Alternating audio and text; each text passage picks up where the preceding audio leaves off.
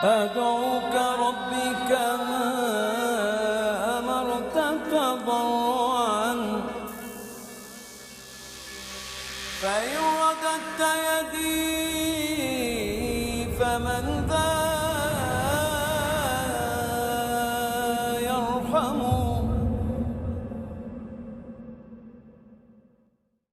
Mic پہ سوال و جوابات کا سلسلہ ختم ہوا۔ پیپر سلپس پہ آئے ہوئے سوالات کے جوابات ہم ڈاکٹر صاحب سے لیں گے۔ پہلا سوال بھائی تشار ڈکشٹ کا ہے۔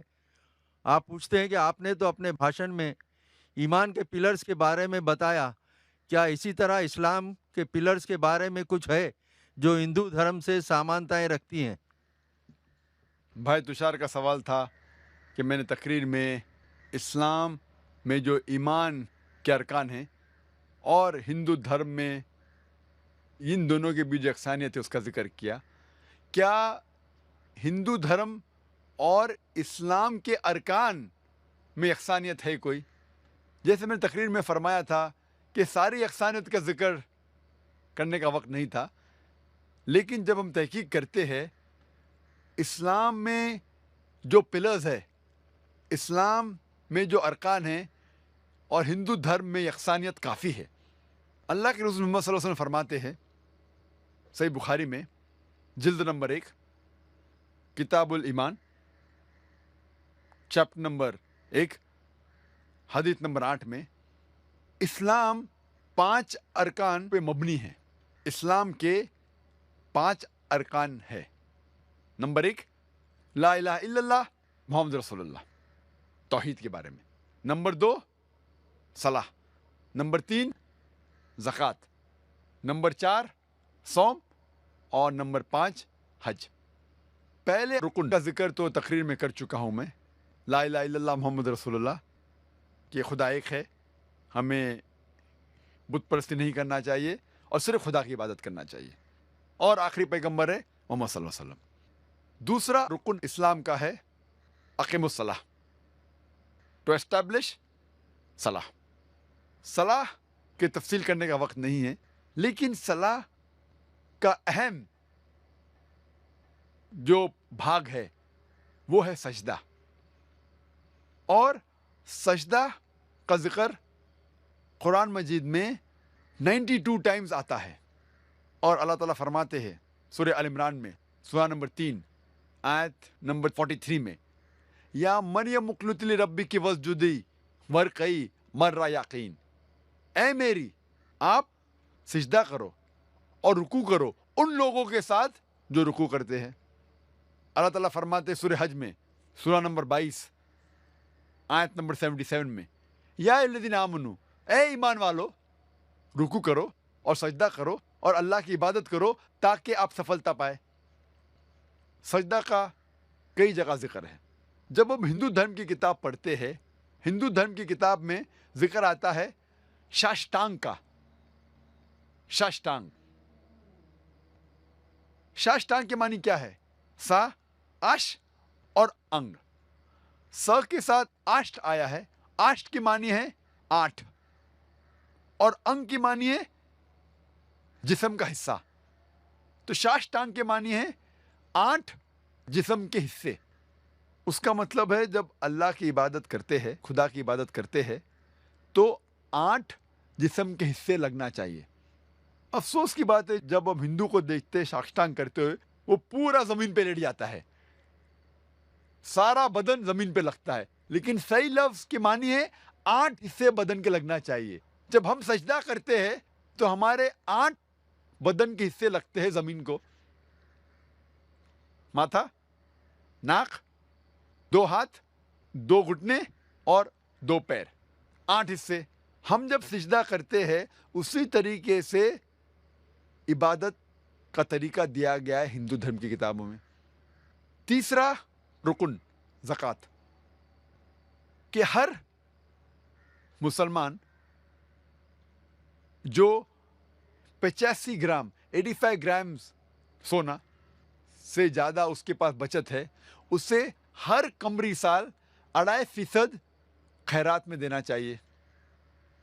اور زکوٰۃ کی معنی ہے ٹو گرو، ٹو پیوریفائی، بڑھاوا، پاک کرنا. اگر ہر امیر انسان دنیا میں زکوٰۃ دے تو غریبی ہٹ جائیں گی. کوئی بھی انسان بھوک کے مارے نہیں مرے گا. اور قرآن میں آتا ہے سورہ الحشر میں، سورہ نمبر 59 آیت نمبر 7 میں، کہ زکوٰۃ اس لیے ہے تاکہ ویلتھ، جائیداد، مال صرف امیروں کے بیچ نہ گھومے. The wealth does not circulate only amongst the rich.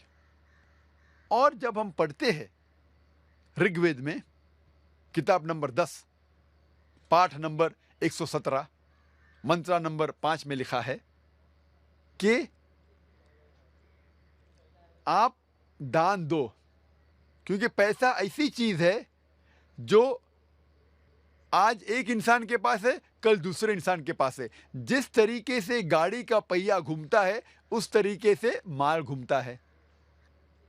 خیرات کے بارے میں بھگوت گیتا میں بھی ذکر ہے، پاٹھ نمبر 16 شلوک نمبر 3 میں، اور بھگوت گیتا پاٹھ نمبر 17 شلوک نمبر 20 میں ہے کہ خیرات کرو. چوتھا ارکان سوم. ہر بالغ مسلمان کو جس کی صحت اچھی ہے اسے روزہ رکھنا چاہیے. کھانا اور پینا سے پرہیز کرنا چاہیے فجر سے لے کے مغرب تک اور پورے رمضان کے مہینے تک.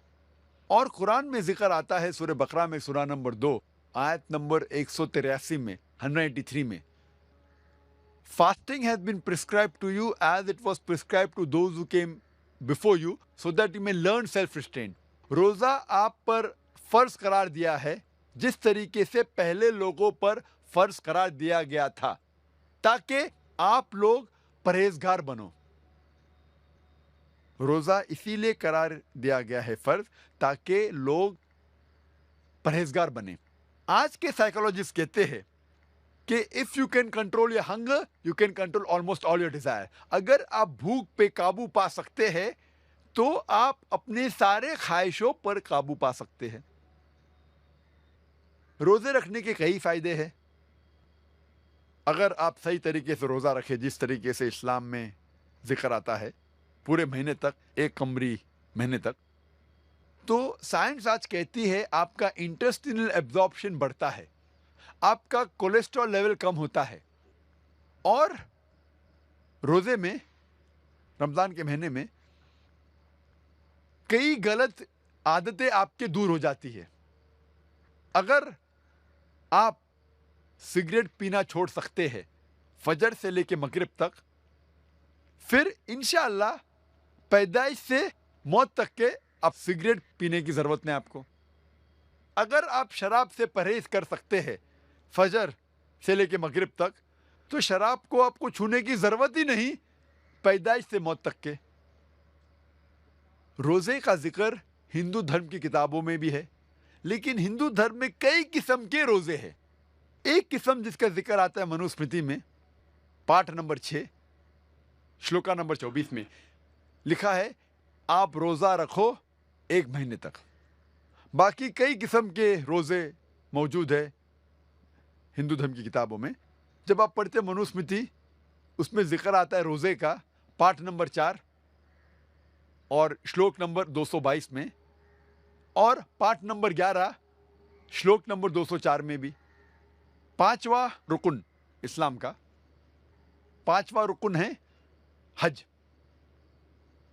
ہر بالغ مسلمان کو جو حیثیت رکھتا ہے مالی اور صحتی، اسے کم از کم زندگی میں ایک بار حج کرنا چاہیے، جس کے معنی اسے مکہ جانا چاہیے حج کے مہینے میں. اور حج ایک سب سے اچھا ایگزامپل ہے عالمی بھائی چارے کا، best example of international brotherhood, universal brotherhood. تقریباً 25 لاکھ لوگ آتے ہیں مختلف ممالک سے، امریکہ سے، انگلینڈ سے، انڈیا سے، پاکستان سے، انڈونیشیا سے، ملیشیا سے، اور مرد پہنے ہوتے 2 سفید کپڑے بنا سلائے ہوئے. آپ یہ نہیں پہچان سکتے آپ کے پاس جو کھڑا ہے وہ راجا ہے یا فقیر ہے. سب سے بہترین ایگزامپل ہے یونیورسل بردرہڈ کا، عالمی بھائی چارے کا. اور قرآن مجید میں لکھا ہے سورہ حجرات میں، سورہ نمبر 49 آیت نمبر 13 میں، یا ایھا الناس انا خلقناکم من ذکر و انثی وجعلناکم شعوبا وقبائل لتعارفوا ان اکرمکم عند اللہ اتقاکم ان اللہ علیم خبیر. اے انسانوں، ہم نے تمہیں بنایا ہے ایک جوڑے سے، مرد اور عورت کے، اور ہم نے آپ کو قبیلے اور برادری میں بانٹا ہے تاکہ آپ ایک دوسرے کو پہچان سکو، نہ آپ ایک دوسرے سے نفرت کرے. اور آپ میں سے سب سے اچھا انسان وہ ہے جو تقوی رکھتا ہے. اللہ تعالیٰ کے نزدیک ایک انسان دوسرے انسان سے اونچا نہیں ہوتا ہے جات پات کی بنیاد پہ، مال کی بنیاد پہ، عمر کی بنیاد پر، جنس کی بنیاد پر، چاہے وہ امیر ہو یا غریب ہو، راجا یا فقیر، سفید یا کالا، پیلا یا گھیواں. اللہ تعالیٰ کے نزدیک ایک انسان دوسرے انسان سے اونچا ہو سکتا ہے صرف تقوی کی بنیاد پہ، صرف نیکی کی بنیاد پہ. اور ہندو دھرم کی کتابوں میں بھی کئی طرح کے تیرتھ ہے، پلگرمیج ہے، تیرتھ یاترا ہے. ایک ذکر ہے رگ وید میں، کتاب نمبر 3 پاٹھ نمبر 29 میں، منترا نمبر 4 میں، جس میں لکھا ہے کہ الیس پد پہ جاؤ جو نبھا پرتھوی میں ہے. الیس پد کی معنی سنسکرت میں ہے الے مطلب خدا، سپد مطلب جگہ، خدا کی جگہ. اور جب ڈکشنری میں دیکھیں گے لکھا ہے الیس پد مطلب ایک تیرتھ یاترا کی جگہ، خدا کی جگہ. اور لکھا ہے یہ جگہ، یہ الیس پد ہے نبھا پرتھوی میں. نبھا پرتھوی کی معنی سینٹر آف دی ارتھ، زمین کے بیچ، اس پرتھوی کے بیچ. اور ہم جانتے ہیں مکہ پرتھوی کے بیچ میں، مکہ از ان دا سینٹر آف دی ورلڈ. اور یہ الیس پد جو خدا کی جگہ کا ذکر ہے، ہمیں پتہ لگتا ہے یہ مکہ کے بارے میں کہہ رہے ہیں. اور جب آگے پڑھتے ہیں رگ وید کتاب نمبر 3 میں، پاٹھ نمبر 29، منترا نمبر 11 میں، ہمیں یقین ہوتا ہے کہ یہ مکہ ہے. کیوں؟ اس میں ذکر آتا ہے نرشنسا کا، جو میں تقریر میں کہا نرشنسا، وہ آدمی جو پرشنسا کے لائق ہے، تعریف کے لائق ہے، جس کے معنی محمد صلی اللہ علیہ وسلم. تو جب الیس پد آیا، نبھا پرتھوی آئے، محمد صلی اللہ علیہ وسلم آئے، تو کوئی شک نہیں باقی رہتا ہے کہ یہ جگہ جس کا ذکر ہے وید میں وہ ہے مکہ کے بارے میں. یہ مختصراً سا تھا اسلام کے ارکان اور ہندو دھرم کے بیچ میں یکسانیت.